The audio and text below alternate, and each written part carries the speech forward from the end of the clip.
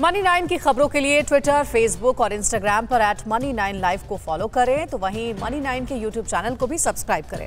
अगले सेगमेंट का रुख करते हैं। क्या है एलएसी पर चीन की दोहरी साजिश? अमेरिका की रूस को धमकी से ड्रैगन को क्यों लगी मिर्ची? सार्क समिट में भारत को बुलाने को क्यों बेचैन है पाकिस्तान? और किसने मांगा इमरान खान से इस्तीफा? पड़ोसी मुल्कों की साजिशों से जुड़ी सभी खबरों को देखिए टॉप 9 चीन पाक साजिश। एलएसी पर चीन हर दिन नई नई साजिशें रच रहा है। मीडिया रिपोर्ट के मुताबिक चीन भारत पर दबाव बनाने के लिए एलएसी पर चीनी सेना पेंगोंग त्सो लेक के अपने इलाके में एक ब्रिज बना रही है। कहा जा रहा है कि इस ब्रिज के बन जाने से चीनी सेना भारतीय सीमा तक काफी जल्दी पहुंच सकती है। ब्रिज बनाने के बाद एलएसी तक दूरी करीब 50 किलोमीटर रह जाएगी। उधर लद्दाख में चीन ने करीब 60,000 सैनिक तैनात कर रखे हैं।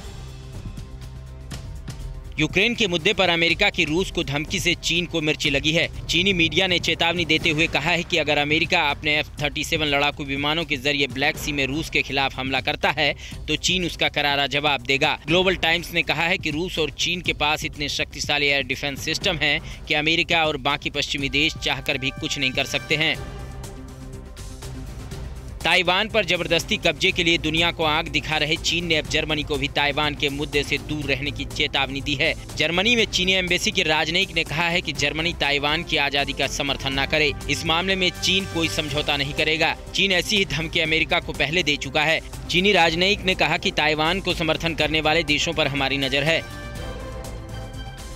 फ्रांस से भारत को मिले राफेल लड़ाकू विमानों से डरा पाकिस्तान चीन से इजराइल कबाड़ खरीद रहा है। पाकिस्तान को चीन अपना फ्लॉप J-10 लड़ाकू विमान बेच रहा है।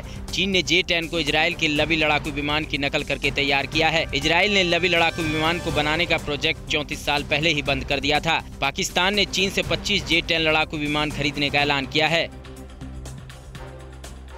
इस साल इस्लामाबाद में प्रस्तावित सार्क देशों के समिट में भारत को बुलाने के लिए पाकिस्तान बेचैन है। पाकिस्तानी विदेश मंत्री शाह महमूद कुरैशी ने ऑफर दिया है कि भारत अगर फिजिकली नहीं आ सकता तो वर्चुअली भी शामिल हो सकता है। पिछले साल सितंबर में तालिबान को शामिल करवाने की पाकिस्तान की जिद के कारण सार्क की बैठक को रद्द कर दिया गया था।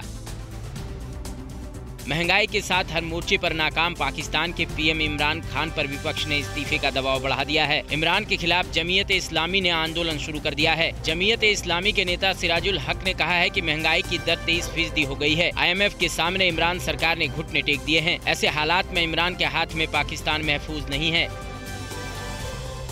अफगानिस्तान पर कब्जे के बाद धीरे धीरे तालिबान का खूंखार चेहरा दुनिया के सामने आने लगा है। तालिबान ने अपनी फौज में आत्मघाती दस्ते को भी शामिल किया है। तालिबान के प्रवक्ता जबीउल्लाह मुजाहिद ने कहा है कि तालिबान के डिफेंस मिनिस्ट्री में सुसाइड बॉम्बर की भी एक स्पेशल यूनिट बनाई गई है जो अहम ऑपरेशन में हिस्सा लेगा।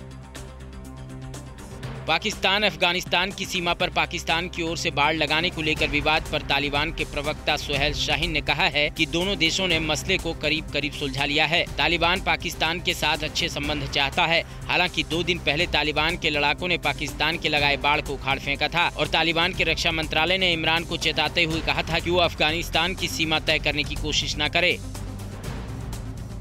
चीन नेपाल में अपनी मौजूदगी मजबूत करने के लिए जोर जबरदस्ती पर उतर आया है। नेपाल की सरकार की बनाई कमेटी की जांच रिपोर्ट में खुलासा हुआ है कि चीन घुसपैठ कर नेपाल की जमीन पर अतिक्रमण कर रहा है। हालांकि चिंता की बात यह है कि इतने बड़े खुलासे पर भी नेपाल की सरकार चुप्पे साधे बैठी है। हालांकि नेपाली सरकार ने चीनी घुसपैठ पर सौंपी रिपोर्ट को सार्वजनिक करने पर रोक लगा दी है।